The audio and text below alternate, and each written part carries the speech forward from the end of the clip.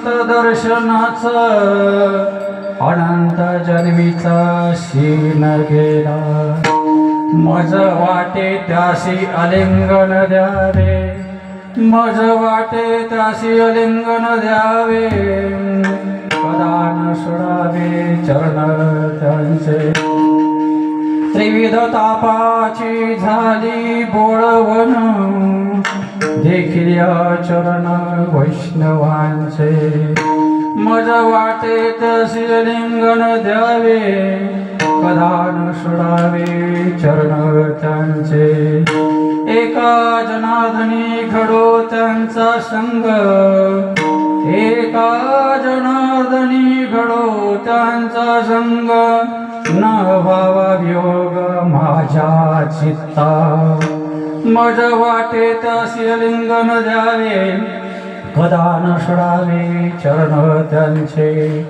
महायुगपीठे तटे भीमरथ्यं वरद पुंडरीकाक्षं व्याति मुनीन्द्रं समानन्दतिष्ठं समानन्दकन्दं परब्रह्मलिङ्गं भजे पाण्डुरङ्ग करो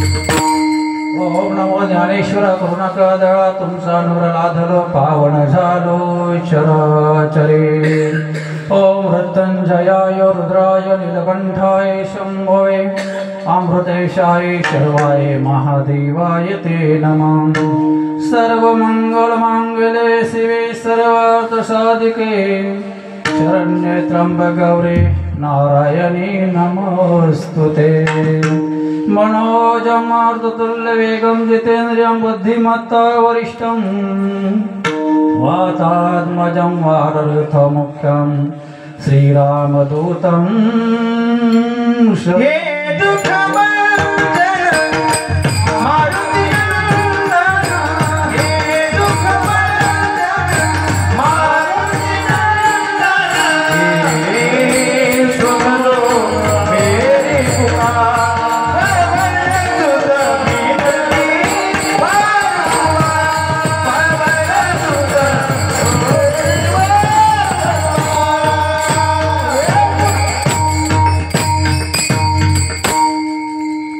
वसुदेव सुतदेव कंसचारणमर्दनं देवकी परमानन्दं कृष्णं वन्दे जगद्गुरुं गजानना गजानना पार्वती नंदन गजानना गजानना गजानना पार्वती नंदन गजानना गजानना गजानना पार्वती नंदन गजानना गजानना गजानना पार्वती नंदन गजानना गजानना गजानना पार्वती नंदन गजानना गजानना गजानना पार्वती नंदन गजानना मोरया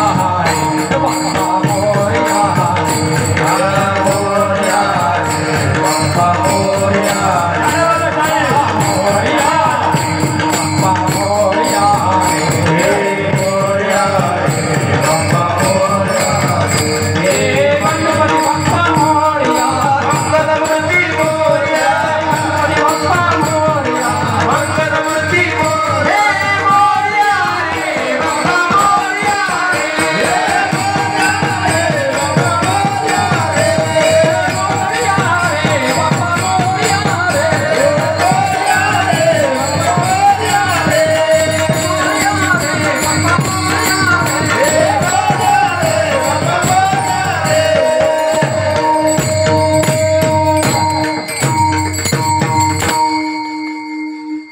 तुमचं स्मरण महत्वाचं. कालच त्यांचं आगमन झालं नाही गणपती बाप्पाचं. कालची चतुर्थी आणि आजची पंचमी आणि ह्या पंचमीचं औचित्य आणि त्याच्या अनुसरून अभंग कोणता घ्यावा. महाराजांनी फोन केला, आमच्या सुद्धा महाराजांनी फोन केला. तसं आजचा कार्यक्रम तसं घेणं अवघड होतं, पण इकडं वशिल्याला दांडगा होता आणि आज वशिल्यामुळे तारीख द्यावं लागली. आज शक्य नव्हतं, पण थोडं उलटं पालटं करून तारीख घ्यावं लागली.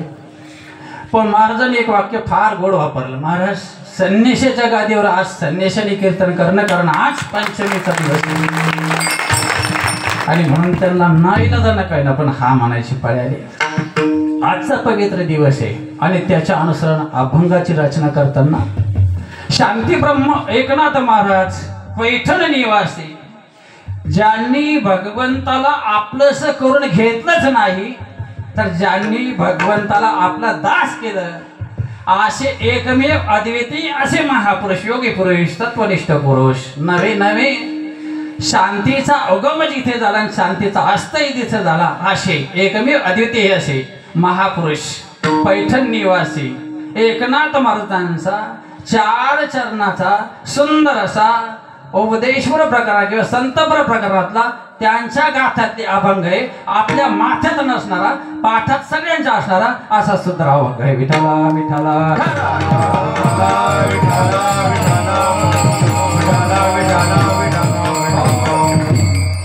शांती ब्रह्म एकनाथ महाराजांचा परिचय देणं म्हणजे सूर्याचा परिचय देण्यासारखं होईल. पण कधी कधी असं वाटतं ना महाराज, आपण जे बसले मंडळ आहोत, कदाचित आपल्याला शांतीब्रह्म एकनाथ महाराजांचं जीवनचरित्र कदाचित माहीत असेल, पण ही जी पिढी आहे यांना त्यांचं चरित्र कळलं पाहिजे. कोण होते शांतीब्रह्म, ज्यांनी 36 वर्ष भगवंताला आपल्या इथं कर्म करायला लावलं, काम करायला लावलं, दास्यपद करावं लागलं. एवढं भक्तीचा उच्चभ्रू असा गाठा असणारे पैठणमध्ये निवास करणारे एकनाथ महाराज, काय भक्तीचा गाभ असेल सांगणार. आणि त्यांची समाधी कुठे? पैठणला. पुढे शिके विठाला विठाला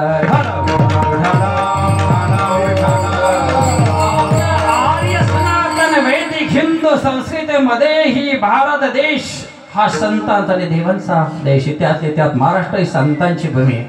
आणि या संतांच्या भूमीमध्ये 2 असे संत झाले का त्यांची समाधीच नाही. त्यापैकी एक जगद्गुरु तुकाराम बाबा द्यासगट वैकुंठाला निघून गेले. त्यांची समाधी सहज माणूस म्हणतो, देऊला सहज म्हणतो, पण विचार करून नाही म्हणत. आणि दुसरे शांतीब्रह्म एकनाथ महाराज पुढे जलाधी निवास, जलामध्ये समाधी घेतली. संन्यासाची परंपरा आहे. काही संन्याशांना जलामध्ये पाण्यामध्ये समाधी घेता येते परंपरा, पण एकनाथ महाराज तशी पाहिजे तर समाधी नाही. जलामध्ये निवास करून घेतला. गोदामाईमध्ये आपलं शरीर समर्पित करून घेतलेले एकमेव असे संत आहे. आणि ह्या संतांनी ह्या संतांचं महत्व सांगितलं. चांगल्याने चांगल्याचं वर्णन करावं, आहे का नाही? दुर्जनांना चांगल्याचं वर्णन करून काय उपयोग? काय गोडे दिवसाला धन्यवाद दिला. धन्य आज दिन. कशामुळे? संत दर्शन. कशामुळं? आज दिवसाला धन्यवाद. कशामुळं? संतांचं दर्शन झालं की धन्य. पण दर्शन झाल्यावर काय होतं? फलश्रुती सांगितली पुढच्या चरणामध्ये. काय सांगितलं? अनंत जन्मीचा सीन गेला. संतांचं दर्शन झाल्यानंतर काय होतं? तर अनंत जन्मीचा सीन निश्चितपणानं जातो. पण जया मनी जैसा भाव तया तैसाची अनुभव. इथं भावाची एक कारण आहे बाबा. देव भावाचा नाही, कोणाच्या? बापाचा. किंवा हरिपाठ सांगतो भाव बळ्याकडे एरवी ना एरवी नाही कळणार तसा. म्हणून धन्यवाद दिवसाला धन्यवाद. बरेच अभंगामध्ये बऱ्या जगद्गुरु तुकाराम बाबांनी सुद्धा त्यांच्या अभंगात धन्यवाद दिला. कधी कधी आई वडिलांना धन्यवाद दिला, कधी कधी पंढरी क्षेत्राला धन्यवाद दिला, पण इथं दिवसाला धन्यवाद दिला. त्याची फलश्रुती सांगितली. अनंत जन्म. शीन म्हणजे काय? लय कामातून थकलो आणि आता आराम म्हटला, हे तिथं अभिप्रेत आहे का? नाही नाही नाही. अनंत जन्मीचं जे पाप आहे त्या पापाची निवृत्ती झाली, हा त्याचा अर्थ. मग असे जे संत आहे ना ते भेटल्यावर काय करावं वाटतं, त्यांना आलिंगन द्यावं वाटतं. आलिंगनाचे अनेक प्रकार आहे. तिकडे जाऊन या. एक तरुणवाड्यात दिलं जातं आलिंगन, ते वेगळं आलिंगन. देवाला आलिंगन दिलं जातं, ते वेगळं आलिंगन. आणि संतांना आलिंगन दिलं जातं. आणि संतांना आलिंगन दिल्यानंतर पहा तुम्ही, श्रीमद भगवद्गीता जर पाहिजे असेल तर श्रीमद भगवद्गीतेमध्ये कृष्ण कन्हैया गोपाला मधुसूदन अनंतकोटी ब्रह्मांड नायक जगाचा मायबाप त्यांनाही अर्जुनाला बऱ्याच वेळा आलिंगन दिल्यानंतर देवाला जाणीव झाली, जर हा मजरूप झाला तर मग गीता कोणाला सांगावे.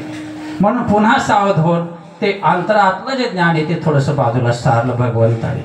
आलिंगन दिलं, पण आलिंगन देताना पण इथं आलिंगन दिल्यावर काय होतं, त्याचे चरण म्हणजे पाय नाही का, कदा न सोडावे चरण त्यांचे पाय. याचा अर्थ तुम्ही इथं आले आणि महाराजांचे चरण धरून राहायचं, हा त्याचा अर्थ आहे का? त्याचा अर्थ तो नाही. पुढे आपण दुसऱ्या चरणामध्ये, तिसऱ्या चरणामध्ये सांगितलं त्रिविध तापाची झाली बोळण. 3 प्रकारच्या ताप, आधी भौतिक, आधी दैहिक आणि आध्यात्मिक. 3 प्रकारचे ताप प्रत्येक माणसाला भोगावं लागतात. त्या तापाची परावृत्ती होऊ नये, त्या तापाचा नाश व्हावा, एवढ्या करता काय करावं, देखील या चरणा कोणाची, विठ्ठला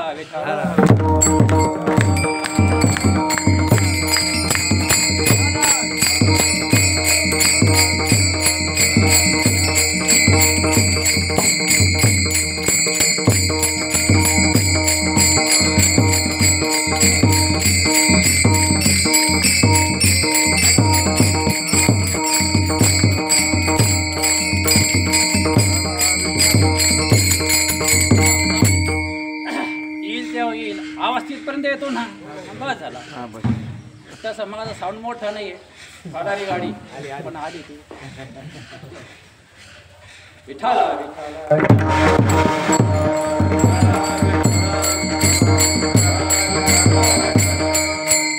काय सांगितलं तिसऱ्या चरणामध्ये, त्रिविध तापाची झाली बोलण, पण देखील या चरण वैष्णवांचे. वैष्णव कोणाला म्हणायचं, तसं पाहिलं तर 4ही चरणाचा अर्थ किंवा तो 4ही चरण सोडवले जातीलच एवढ्या वेळामध्ये शक्य नाही. पण जेवढं सांगतात तेवढं सांगण्याचा प्रयत्न करू. आणि शेवटच्या चरणामध्ये एकनाथ महाराजांचा एका जनार्दनी घडो त्यांचा काय संग घडला, पण तो संग एकदा घडला न भावा वियोग माझ्या चित्ता, मनाने न भावा वियोग माझ्या चित्ताला वियोग झाला नाही पाहिजे, मनाला वियोग नाही झाला पाहिजे, शरीरामध्ये तशा प्रकारचे विचार नाही झाले पाहिजे, बुद्धीत तसे विचार नाही झाले पाहिजे. आता सरळ अभंगाचा त्याचा भावार्थाकडे जाण्याच्या अगोदर थोडासा पर्याय देऊ आणि मग आपला अभंगात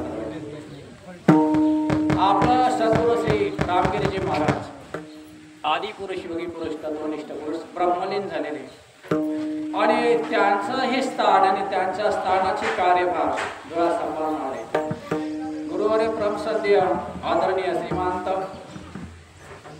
भागवतानंदगिरीजी महाराज हे या संस्थेचे, या स्थानाचे अध्यक्ष.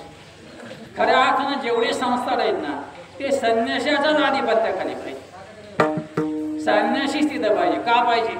कारण तुमचा व्यवहार जो आहे तो लौकिक आहे आणि आमचा व्यवहार आहे तो पारमार्थिक. तुम्ही इथं काय करू शकतात, फार तर आम्ही बऱ्याच ठिकाणी पाहिलं, जे स्थान साधूच्या आधिपत्याखाली नाही तिथं मंगल कार्यालय झाले आणि ज्या स्थानामध्ये साधू संत तिथं अधिष्ठित तिथं गुरुकुल झाले. काय झाले? गुरुकुल. मग कोणाचा अध्यक्ष पाहिजे? संन्यासाच्या आधिपत्याखाली पाहिजे. रामगिरी महाराज हे भागवतानंदगिरी महाराज आणि त्याचप्रमाणे आपले बालकगिरी महाराज यांच्या दोघांच्या अथक परिश्रमातून आपल्या इथं हा कार्यक्रमाचं आयोजन झालं. खऱ्या अर्थानं संत गुण म्हणावे, गुणवंत आहे त्यांना संत, गुणवंत आहे त्यांना संत म्हणा आणि यांच्यामध्ये ते भावत्वत भरलेले. आत्ता महाराजांनी सांगितलं बाबाजी आमच्याकडे जवळजवळ गुरुकुल आहे ना, 250 विद्यार्थी तिथे शिकतायत. काय सांगू आता संताचे उपकार काय सांगणार संताचे उपकार हे मज निरंतर सांगविती मज निरंतर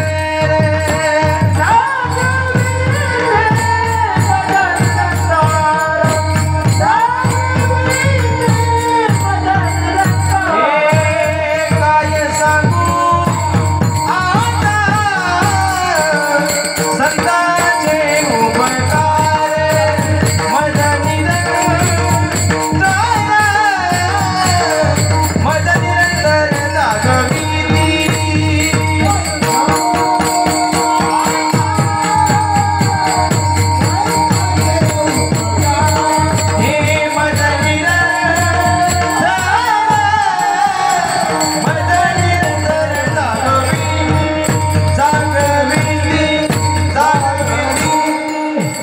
काय करता संत निरंतर जागवतात. जागला तो जगला, झोपला तो मेला, संपला.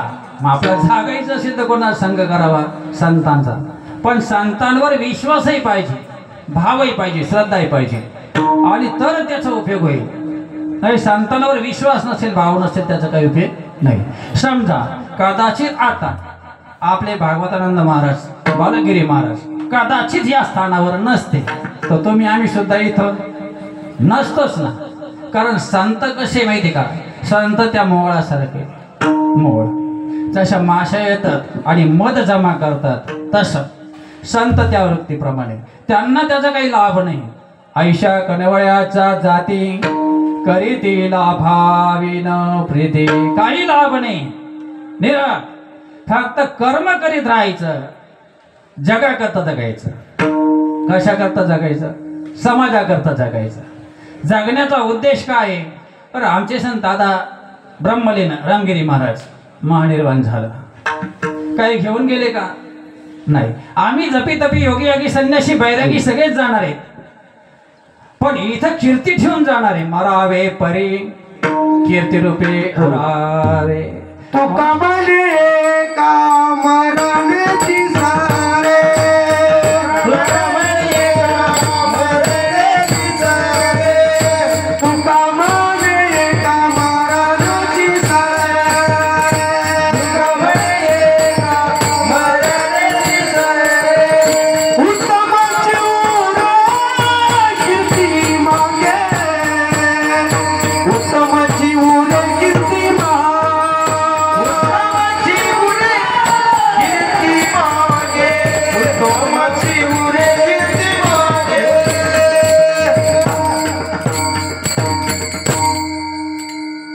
कलियुग हे.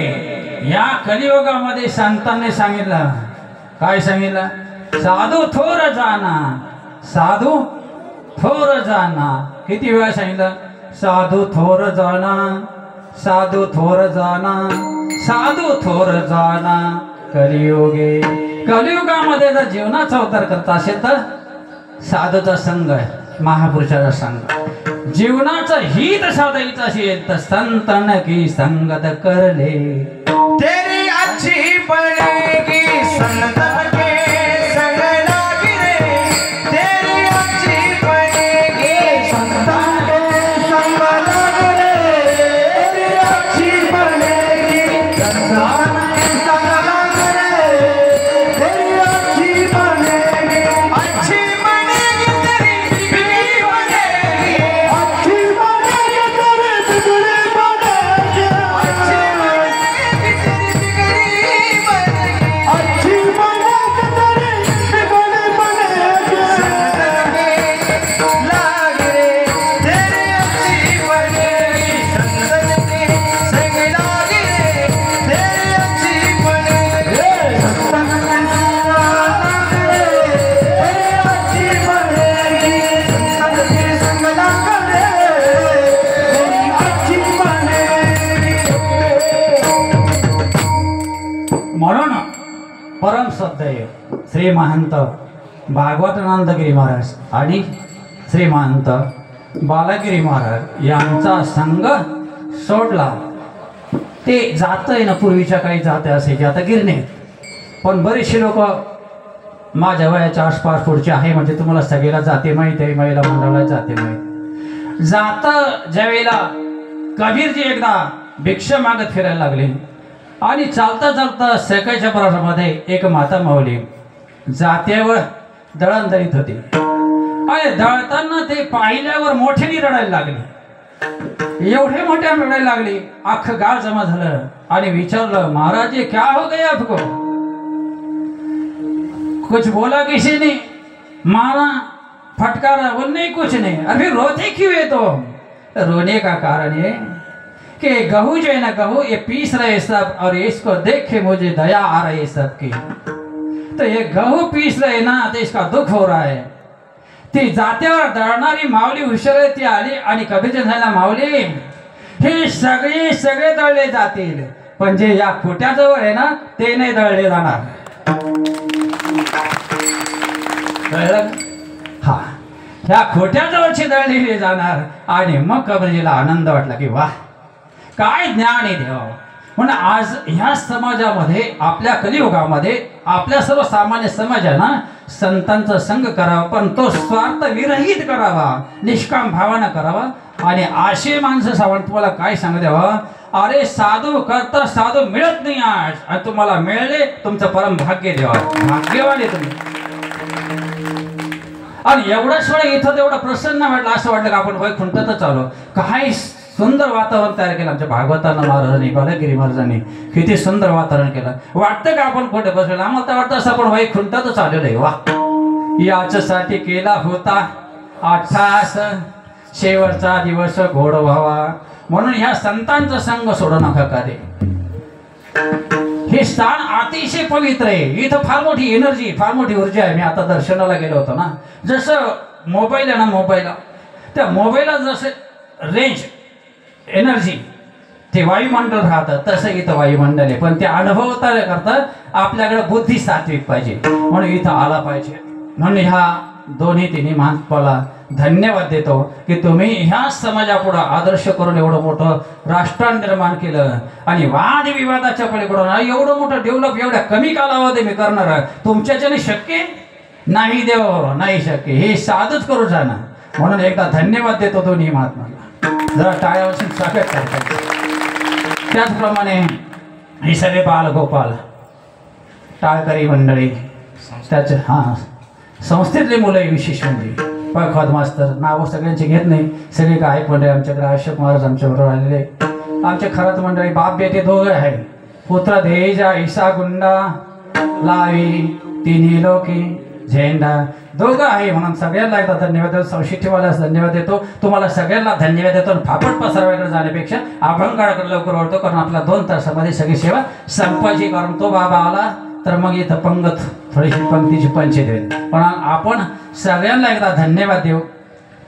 संशिष्टीपासून तर मंडपाल्यापासून तर कोणी आणा पैसा दिला असेल, धर्म करा त्यानं देव येते घरा. धर्म पांडवांनी केला, देव अंगी रावला. पण ज्यांनी जे काही दिलं असेल त्या सगळ्याला धन्यवाद देतो आणि अभंगाकडे वळतो. विठाला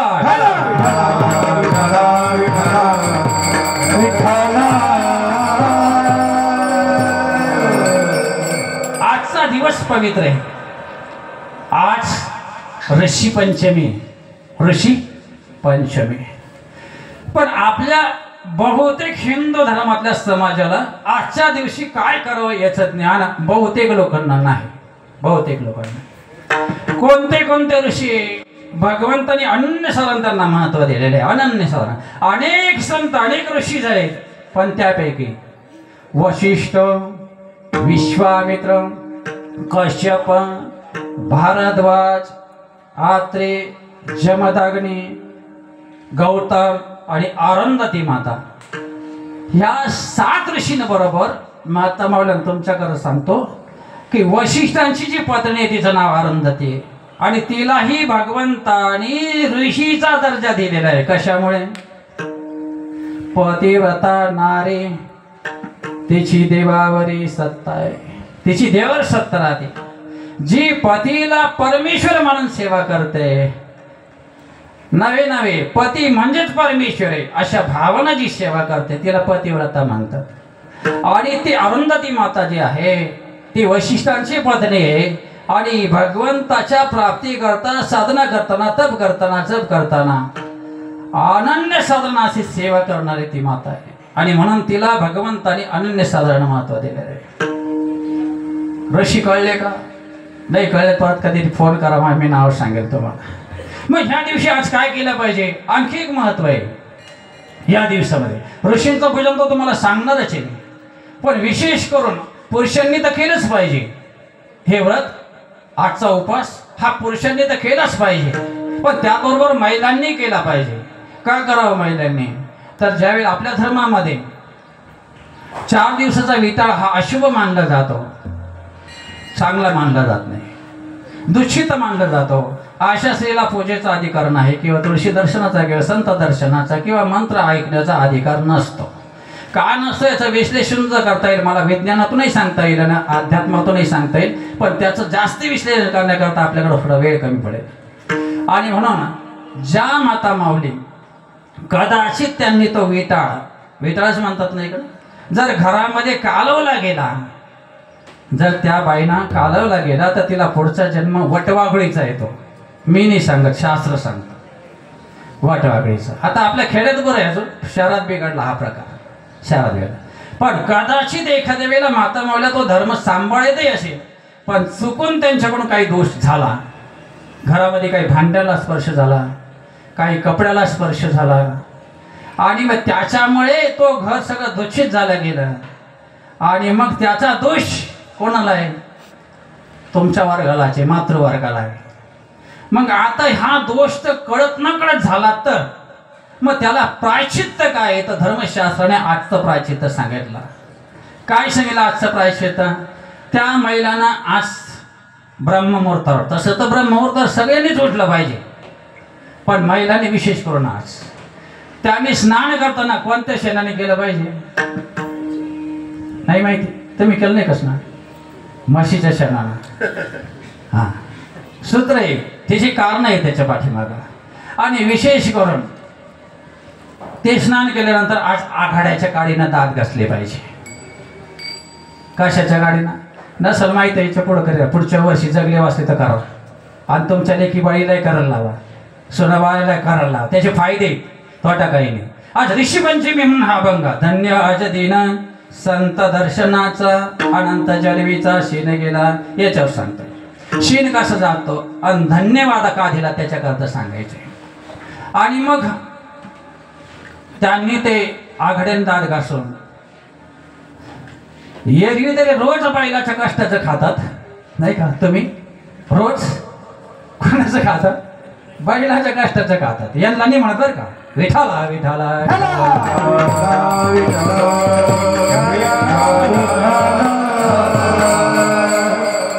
मग आज कशाचं? तर आज बैलाच्या कष्टाचं अन्न खायचं नाही. मग आज काय अन्न खायचं?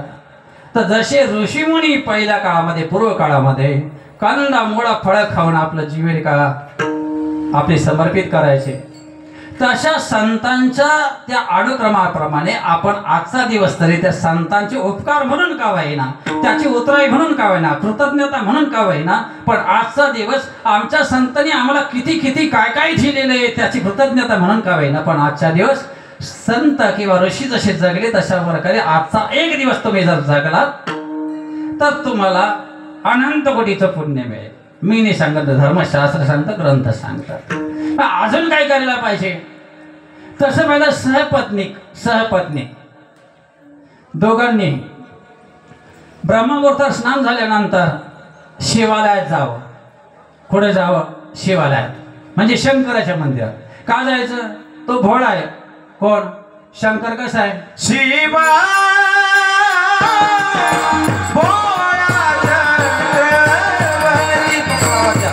शिवा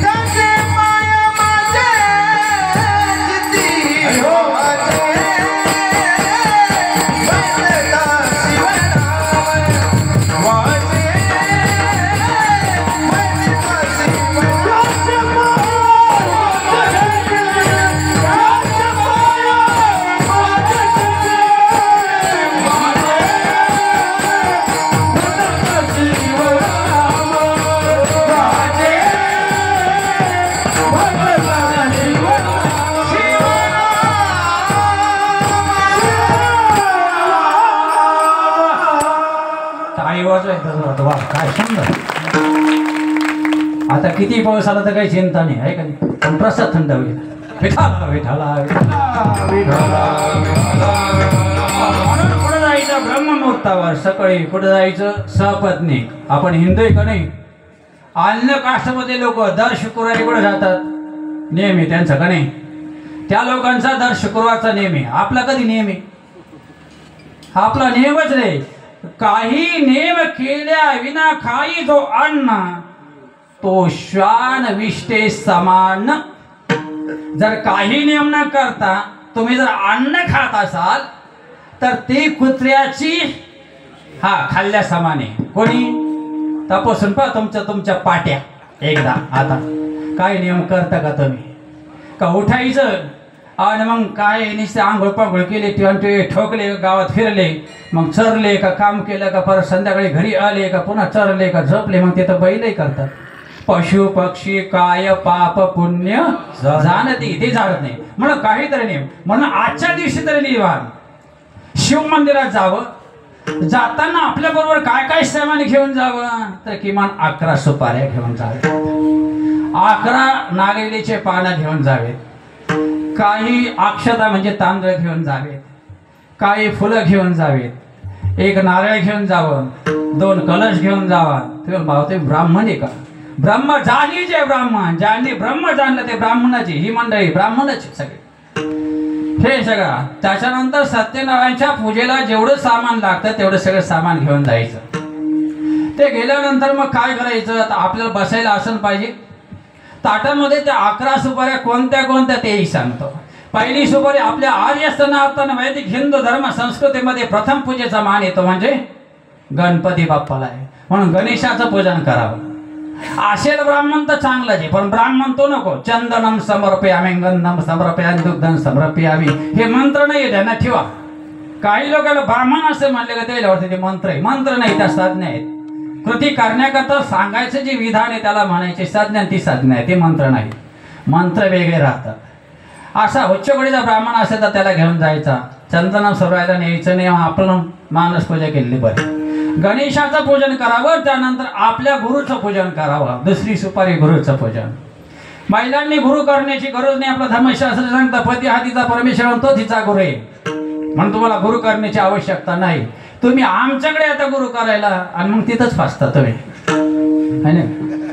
विठाला विठाला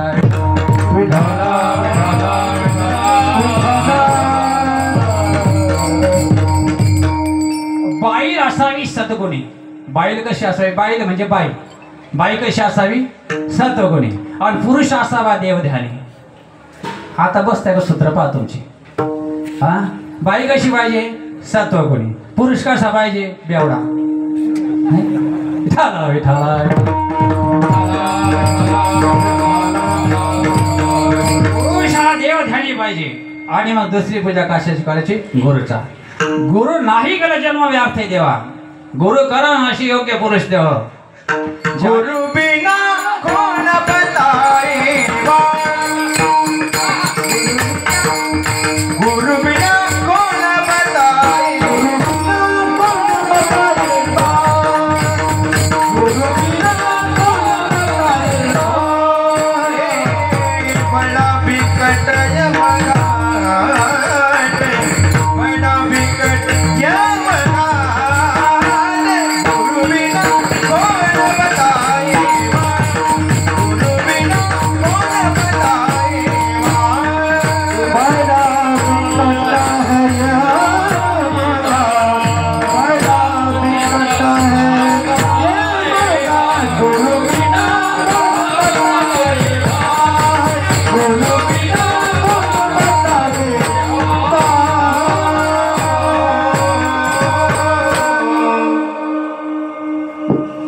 आपल्याला कोर्टामध्ये केस लढायची असेल तर काय करावं लागतं? वकील द्यावा लागतो. वकील नसला तर केस चालत नाही. पण जीवनाचं हे जे जीवनाचं जी केस आहे ही चालायची असेल तर आपल्याला वकील. ज्याने गुरु नाही केला त्याचा जन्म वाया गेला. गुरु केला पाहिजे. गुरु करावा चोखट, धरावे त्याचे मनगट. पाणी पिना छानके गुरु करना पहचान के, गुरु केला पाहिजे, मग दुसरं पूजन गुरुचं केलं पाहिजे. आणि मग जे 7 ऋषी सांगितले आणि 8वी अरुंधता माता सांगितलेले, याचं पूजन आयचोचित आपण आपल्या पद्धतीनं करून त्याला नैवेद्य दाखवून मग त्याची आरती करून आणि मग आपण संध्याकाळी त्याचा उपवास सोडावा, हा आपल्या संस्कृतीचा नियम आहे. आतापर्यंत बरोबर आपण जवळजवळ बाद होण्याच्या वयातली बरीचशी मंडळी आहोत. अशी पूजा आपण आतापर्यंत किती लोकांनी केली असं? एक आहे बाबा, टाळ्या वाजवा त्याच्यावर, धन्यवाद होतो. मग आपण हिंदू नाही का? पण हे आपल्याला न करायचं कारण ते एक आहे की तुम्हाला सांगणारी कोणीतरी पाहिजे ना. आता ह्या वर्षी सांगितलं म्हणजे पुढच्या वर्षी निश्चितपणानं करणार का नाही करणार? केलंच पाहिजे ना. कशा करता करायचं? आपल्या करता करायचं आहे, आपल्या हिताकरता या सगळ्या गोष्टी करायच्या आहे. आज म्हणून हा ऋषी पंचमीचा आजचा दिवस आहे. तो एवढ्या करताय की ऋषींचे उपकार आपल्याला मानायचे का. ऋषींना आता तुम्ही पंचांग आहे, पंचांगामध्ये पुढच्या वर्षाचं भवितव्य सगळं लिहिलेलं आहे. कोणत्या दिवशी कोणतं काम करावा, कोणत्या दिवशी कोणतं काम करावा, कोणत्या दिवशी गाडी घ्यावी, कोणत्या दिवशी भूमिपूजन करावा, कोणत्या दिवशी कलशवण करावा, कोणत्या दिवशी देवाची प्रतिष्ठा करावा, हे सगळं कुठं लिहिलेलं जातं? पंचांगणामध्ये. मग पंचांगामध्ये मागचं लिहिलं जातं का पुढचं लिहिलं जातं? मग पुढचं लिहिलं जातं ते लिहिणारे कोण आहे? ते तर ऋषी आहे ना.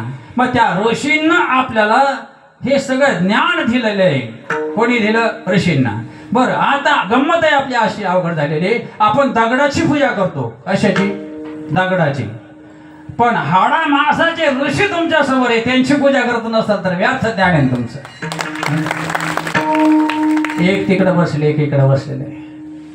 आपली सवयच अवघड झाली. संत जोपर्यंत जिवंत आहे तोपर्यंत आपल्याला कळत नाही. माऊली ज्ञानेश्वर महाराज घ्या किंवा जगद्गुरु तुकाराम बाबा घ्या, एकनाथ महाराज घ्या, ही सगळी संत मंडळी जोपर्यंत आपल्या देहानं सगुण रूपात आपल्यात होते तोपर्यंत कळली नाही. संत आपल्यासारखे आहे असं वाटतं, आपल्यासारखे दिसतात, आपल्यासारखे बोलतात, आपल्यासारखे खातात, आपल्यासारखा कपडा लागता, इस्टेट प्रॉपर्टी सगळे त्यांना आहे. मग ते आपल्यासारखं आहे का? आपल्यासारखे संत नव्हे. कोणासारखे? संत आपल्यासारखे नव्हे. देव ते दिसतं तसं नसतं म्हणून जग फसतं. कोण? जग म्हणजे कोण? आपणच फसतो. हे संत जे आले कसे करता आलेले आहे? कसे करता संत या मृत्यू लोकांमध्ये येतात? जगाच्या कल्याण संतांच्या विभूती, जगाच्या कल्याण संतांच्या विभूती, जगाच्या कल्याण संतांच्या विभूती, जगाच्या कल्याण संतांच्या विभूती, जगाच्या कल्याण संतांच्या विभूती, जगाच्या कल्याण संतांच्या विभूती, जगाच्या कल्याण संतांच्या विभूती, जगाच्या कल्याण संतांच्या विभूती. देहा कृष्ण बिंदी परमुपकारे, देहा कृष्ण बिंदी परमुपकारे, जगाच्या कल्याण संतांच्या विभूती, जगाच्या कल्याण संतांच्या विभूती, जगाच्या कल्याण संतांच्या विभूती, देह कष्ट भीती परमुपकारे, जगाच्या कल्याण संतांच्या विभूती, जगाच्या कल्याण जगाच्या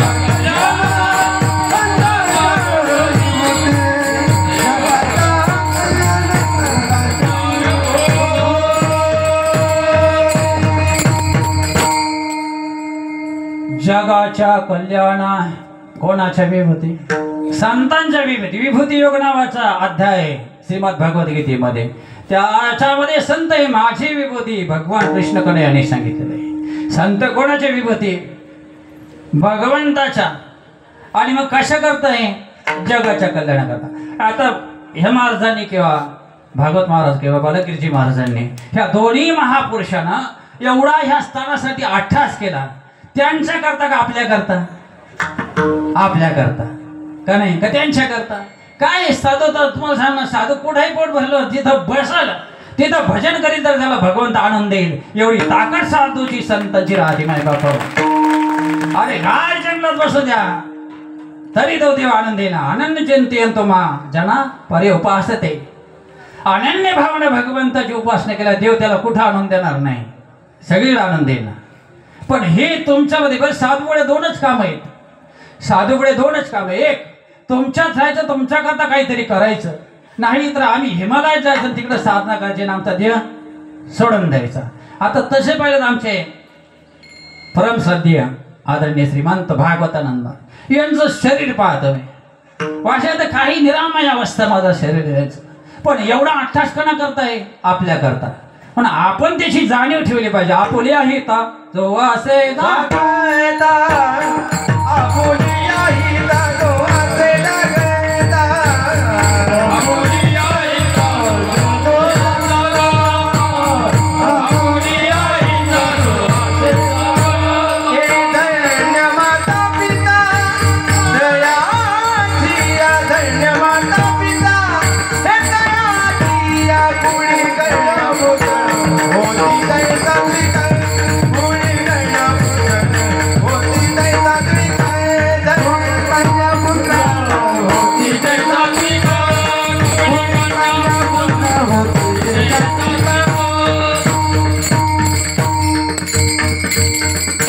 आपल्या हिताकरता संतांचं संग करा देव आणि त्यांचं पूजन करा. इतकं अवघड वाटतं कधी कधी लोकांना की असं त्यांच्याकडे काही नाही, येतं व्हीआयपी गाड्या घोड्या भारी भारी घेऊन येतात आणि मग काय त्याच्यात आपल्या बरोबर 2-3 दिवस राहून पहा संघ, मग कळलं तुम्हाला. तसं नाही कळायचं. त्यांचा संघ करून पहा, उठतात किती, झोपतात किती, अंतरंगातला तळमळ किती, हे एकदा संघ राहिल्याशिवाय नाही कळायचं. आणि म्हणून आजचा दिवस जो आहे तो कोणताही ऋषींचे उपकार मानण्याचा दिवस आहे. आणि असे ऋषींचे उपकार न मानता किंवा आचार विचार न पाळता जर आपण काही कर्म केलं तर त्याचा फार मोठा दोष आपल्याला लागतो. एक कथा आलेली याच्यामध्ये फार सुंदर आहे. पुरुष मंडळी आणि स्त्रिया, माता भगिनं, ऐका जर ही कथा जरी तुम्हाला कथा वाचत असली पण ही माथा ठिकाणावर आणणारी कथा आहे.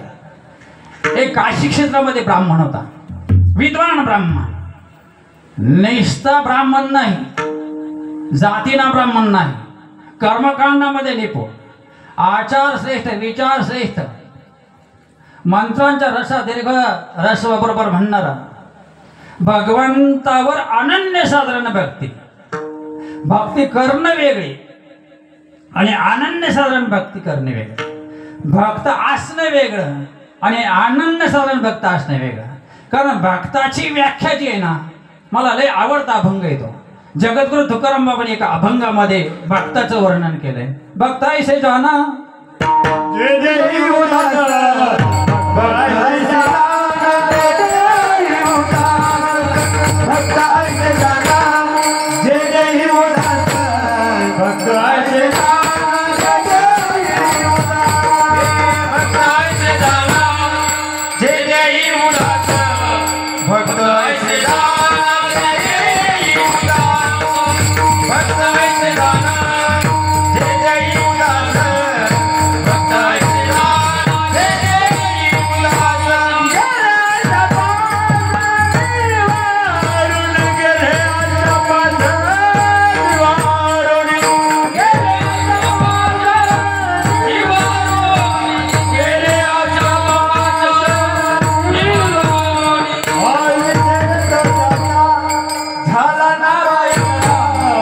विषय तो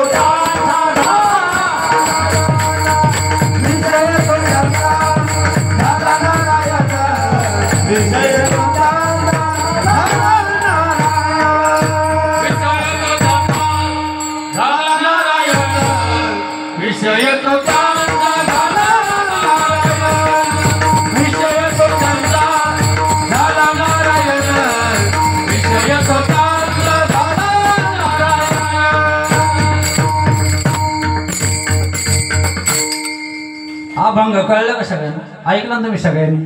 कळलं का तुम्हाला? बोलू का ट्रक मग लगेच तिकडे नाही विठाला विठाला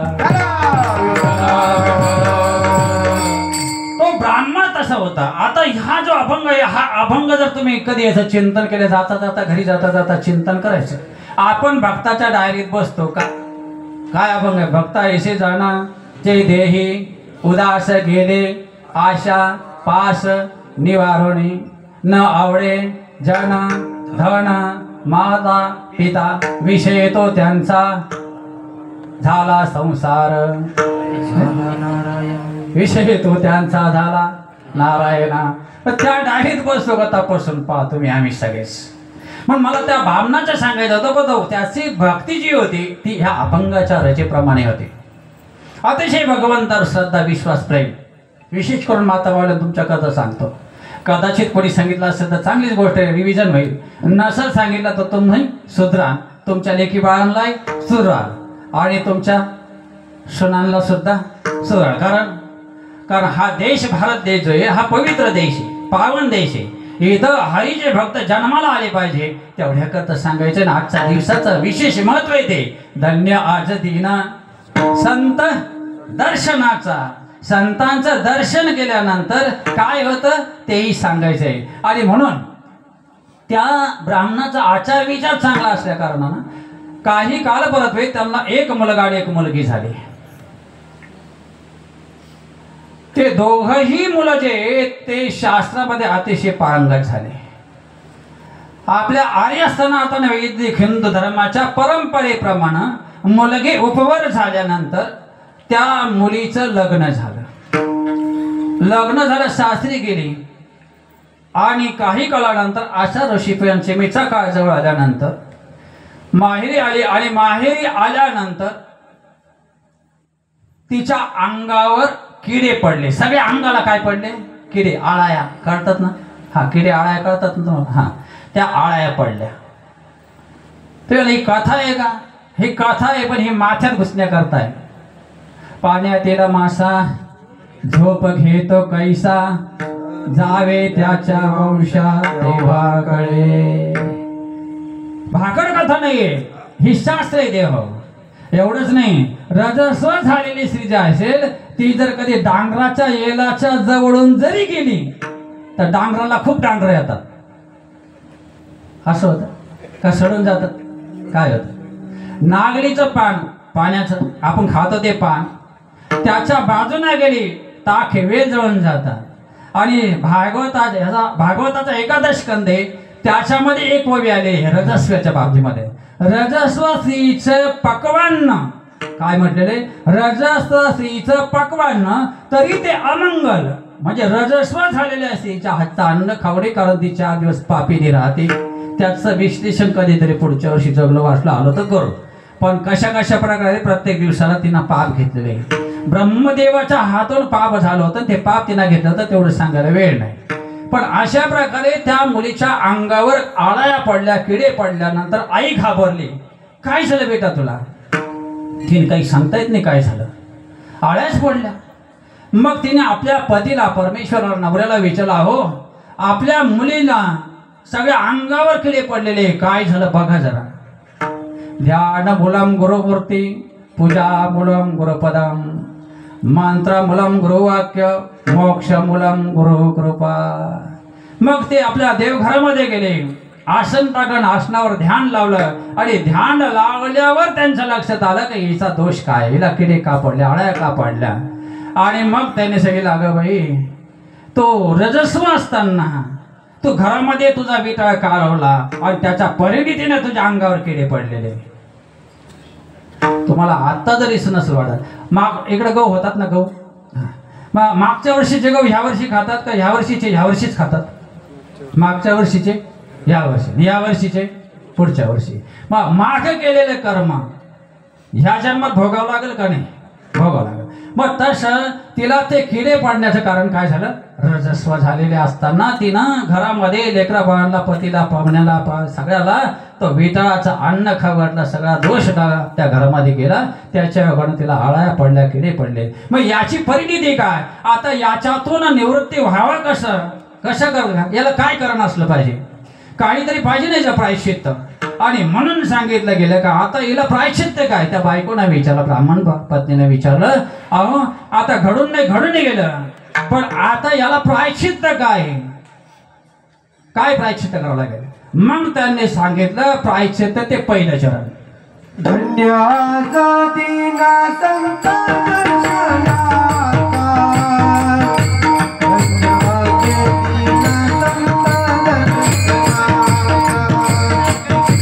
धन्याचे दिना संत दर्शनाचा, धन्याची दिना संत दर्शनाचा, धन्याचे दिना संत दर्शनाचा.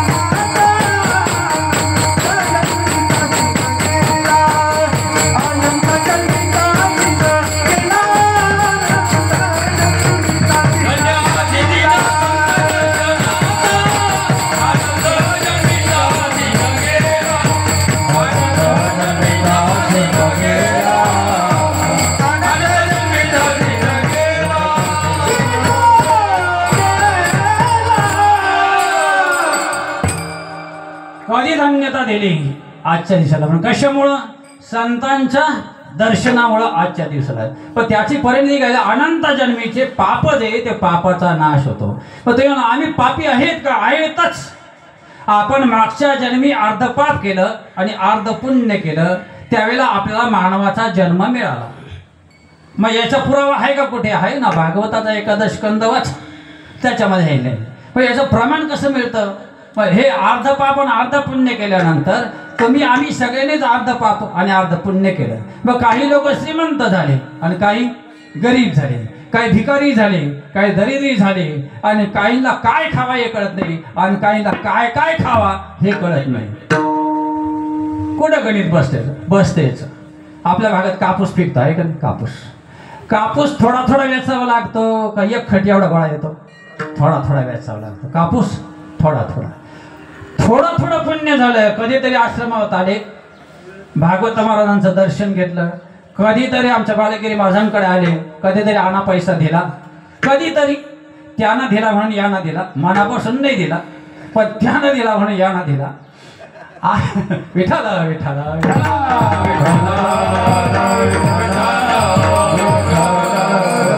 एक कायम लक्षात ठेवा, जेव्हा धर्म केलाच पाहिजे, दान हे केलंच पाहिजे. देवा तुम्हीच नाही, आम्ही सुद्धा दान करतो, महाराज सुद्धा दान करतात, सगळे दान करतात.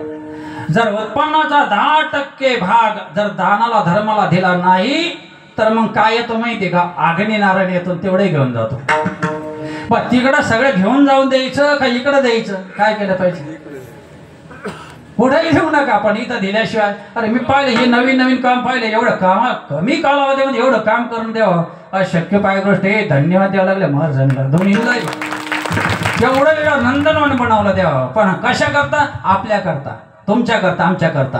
पण मला ते सांगायचं आहे की अशा प्रकारे थोडं थोडं कापड जमा केलं तो 10 किलो झाला. आणि 1 खटी लोखंड किंवा 1 खटी 10 किलोचं वजन आहे. लोखंडाचं वजन आहे 10 किलो. ते 1 खटी पाप केलं आणि 1 खटी पुण्य केलं. 1 खटी पाप केलं 1 खटी पुण्य केलं. त्याची फलश्रुती काय? थोडं थोडं पाप केलं आणि थोडं थोडं पुण्य केलं त्याची फलश्रुती काय? लक्षात घ्या या गोष्टी. म्हणून एवढ्या करता आपल्याला संतांकडे कशा करता जायचं तर मागच्या पापाचा नाश करायचा आहे. म्हणजे मागच्या जन्मीचे गहू आता खायचे आणि पुढच्या जन्मी करता तयार करते. आणखी एक वर्ण सांगतो देव आपल्याला मानवाचा जन्मामध्ये मिळाला आहे तो 2 कारणाकरता मागच्या जन्मी जे जे कर्म केले त्या त्या कर्माचं फळ भोगून संपवायचं आणि पुढच्या जन्माची तयारी करायची. पण पुढच्या जन्माची तयारी जर करायची असेल ती संसार करता करता होईल का संतांच्या संगतीत जाऊन करता येईल? संतांच्या संगती. मग संतांच्या संगतीमध्ये गेल्यानंतर काय होतं ज्या दिवशी आपल्याकडून पुण्य घडतं तो दिवस धन्य ठरला जातो त्याच्यामध्ये आपल्या पापाचा नाश होतो. मग संत जगामध्ये ओळखता आली पाहिजे. संत हे वेशावरून ओळखणं ही सामान्य बुद्धी पण संन्यासी हे वृत्तीवरून ओळखणं ही उत्तम बुद्धी. आता 240 विद्यार्थी गुरुकुलमध्ये माझा नेमका काय फायदा? काही फायदा नाही. पण आयशा कनवळ्याच्या जाती करीत लाभावी ना लाभावी ना काही लाभ नाही. पण आम्ही ज्या वेशात आलेलो आहे तो वेश घेतलेला आहे तो कशा करता घेतलेला आहे? परोपकार ही परमधर्म आहे. परोपकार ही परमधर्म आहे. देवा अन्य धर्म वेगवेगळ्या ठिकाणी वापरले जातील पण परोपकार हा सगळ्यात. कुत्र आहे कुत्र परोपकार करतं का? गाढव मांजर पशुपक्षी म्हशी गाई नाही. म्हणजे हे परोपकार करत नाही. आणि जे करत नाही ते कोण? विठाला विठाला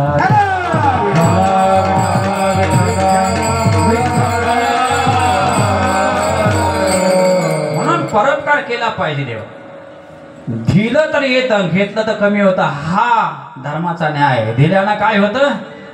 वाढतं आणि घेतल्यानं कमी होतं. म्हणून संतांकडे जायचे पण गेल्यावर काय करायचंय त्यांचं आत्मचिंतन आपण करायचे. संत कसे करता आलेले आणि आपल्याला तिथे गेल्यानंतर काय होतं? ज्यावेळेला भक्ती ज्ञान नव्याला गेले भक्ती प्रेमाविना ज्ञान नको देवा. हे भक्ती प्रेमाविना ज्ञान नको देवा. भक्ती प्रेमाविना ज्ञान नको देवा. भक्ती प्रेमाविना ज्ञान नको देवा. अभिमान नित्य नवा प्रेम सुख. अभिमान नित्य नवा प्रयामारे प्रेम सुख दे प्रेम सुख दे. हे प्रेम सुख दे प्रेम सुख दे. अभिमान नित्य नवा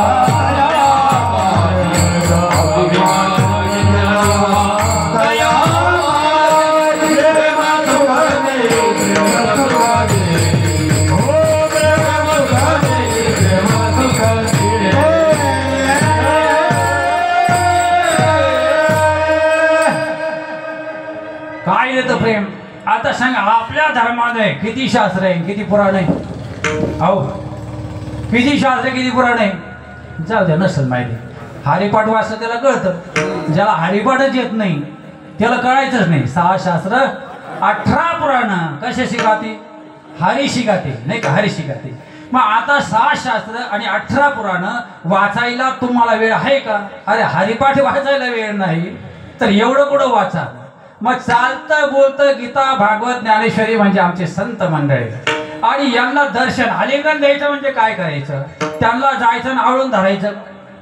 हा अभिप्राय आहे एक नंबर. नाही महाराज मला कार्यक्रम जायचं नाही शास्त्र नाही आवडून धरा. कृष्णगिरान साहेब आवडून धरायचे. मग आता आवडून धरायचं आलिंगन द्यायचं सोडायचं नाही असं आहे का? हा अभिप्रेत भाव आहे का? एकनाथ महाराज नाही अभिप्रेत भाव काय? अभंगाचा नीट अर्थ कळला पाहिजे. मज वाटे त्याशी आलिंगन द्यावे.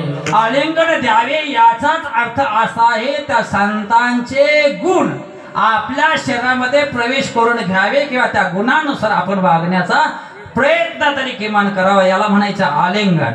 आणि संतांना आलिंगन दिल्यानंतर सुद्धा एक फार मोठा फायदा आहे, पण तिथं अधिकार पाहिजे. जर तुम्ही भागवतांत महाराजांना किंवा बालागिरी बाबांना आलिंगन द्यायचं, पण तुम्हाला अधिकार पाहिजे ना, सेवा पाहिजे ना, का नाही? जर सेवा नसेल तर आलिंगन कसं देता येईल? आणि आलिंगन दिल्यानंतर काय होतं, शरीरामध्ये ज्यावेळेला ह्यांची जप तप कर्म करतात त्यावेळेला त्यांच्या शरीरामध्ये एक विशेष प्रकारच्या ऊर्जेचा स्रोत तयार होतो. आणि तो ऊर्जेचा स्रोत ज्या वेळेला आपल्या शरीरामध्ये संतांच्या शरीरामध्ये तयार होतो, टाळी वाजवा. ती ऊर्जेचा स्रोत आपल्या शरीरामध्ये प्रवेश करतो, हा आपला हित आहे, हे आपला फायदा आहे देवा. म्हणून त्यांना आलिंगन दिलं पाहिजे किंवा त्यांच्या प्रकारचं ते सांगतील तर अशा प्रकारचं आचरण केलं पाहिजे. आणि मग पुढचं चरण काय सांगतं, अर्ध चरण काय सांगतं, कदा न सोडावे चरण त्यांचे. आता आश्रमामध्ये विद्यार्थी आहेत आणि बरीचशी भक्तमंडळी सुद्धा येते. आता बरेचसे भक्तमंडळ आल्यानंतर आमच्या दोन्ही महाराजांना अरे काहीतरी सेवा करा बाबा, आश्रमात झाडझूड करा, काहीतरी झाडांना पाणी बिणी घाला, काहीतरी परोपकार करा इथं आश्रमामध्ये, नाही का सांगितलं. पण त्याच्यामध्ये एक वास्ताद होता. तर महाराज मी आज आलो ऋषपंचमी, आज फक्त तुमच्या चरणाची सेवा करणार आहे. कारण एकनाथ महाराज ह्याला कदा न सोडावे चरण, मी आज फक्त चरणाची सेवा करणार आहे, अजून काही करणार नाही. आले सगळी मंडळी 7 वाजता. हा बहादर बसला दोन्ही महाराजांची चरण दाबत आणि पाय दाबता दाबता, अरे जाय ना थोडं श्रमदान कर बाबा, काही झाडून काढ, काही पाणी वाढ, काही पातळा उचल, काही कर ना. नाही नाही महाराज, आज फक्त सांगितलं कदा न सोडावे चरणांचे. हा बस एवढं सांगितले. त्याच्यामुळे आज ऋषी पंचमी असल्यामुळे तुमची चरण सोडणार नाही. असं करता करता कीर्तन संपलं, भंडाराला पंगत बसली आणि हा बहादर उठला. आमचे महंत बालागिरी, काय रे बाबा का उठला? महाराज प्रसाद कसं काय सोडा आता, चरण सुट विठाला विठाला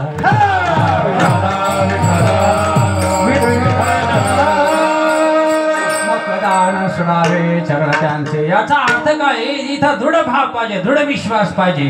श्रीमद भगवद्गीता आणि भागवत या दोन्ही ग्रंथामध्ये, हे दोन्ही ग्रंथ फार उत्तम आहे. गीता भागवत करीती श्रवण, गीता भागवत करीती श्रवण, गीता भागवत करीती श्रवण, गीता भागवत करीती श्रवण, गीता भागवत करीती श्रवण. चरण वैष्णवांचे, वैष्णवांचे कोणी कन्या पुत्र होती जय सात्विका, कोणी कन्या पुत्र होती जय सात्विका. विठोबाचे अखंड चिंतन विठोबाचे, कोणी कन्या पुत्र होती जय सात्विका, कोणी कन्या पुत्र होती जय सात्विका.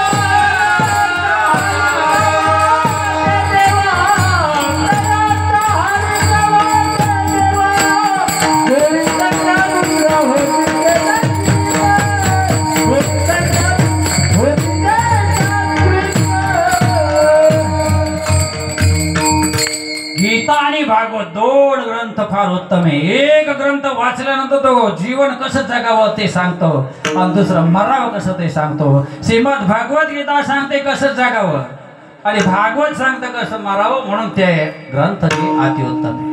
म्हणून या ग्रंथाने काय सांगितलं बाबा हो, का चरण सोडू नका. याचा अर्थ काय सांगितलं, तिथं दृढ विश्वास ठेवा.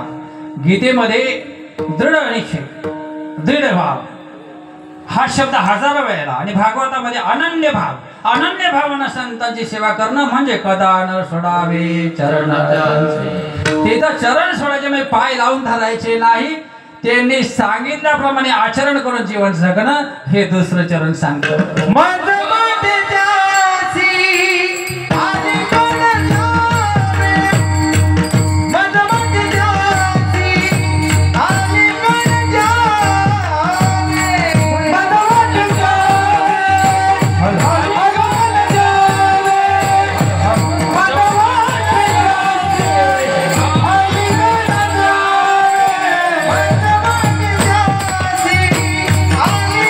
Yeah.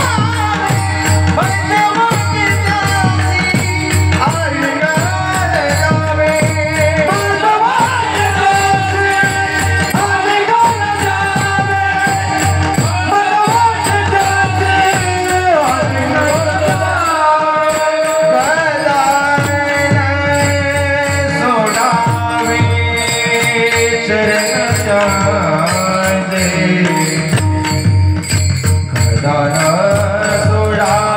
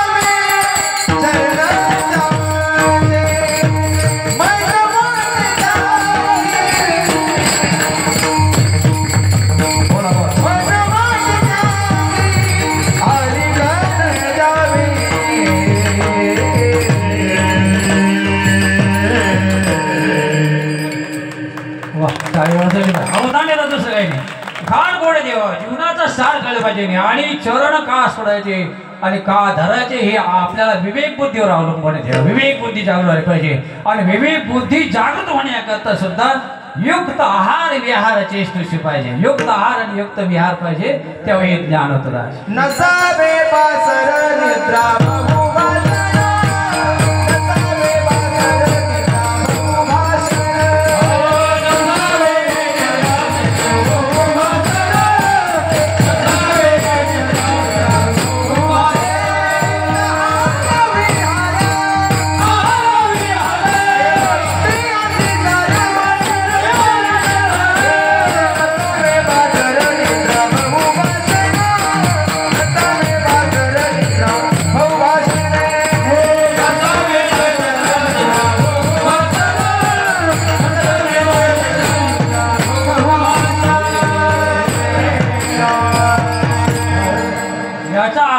डायरेक्ट फार खाऊ नये फार झोपू नये, युक्त आहार घ्यार चेष्टशो. एक संत होते, पण ते असे आमच्यासारखे नव्हते, थोडे विक्षिप्त स्वभाव होता त्यांचा. एक 15-20 मिनिटांमध्ये सेवा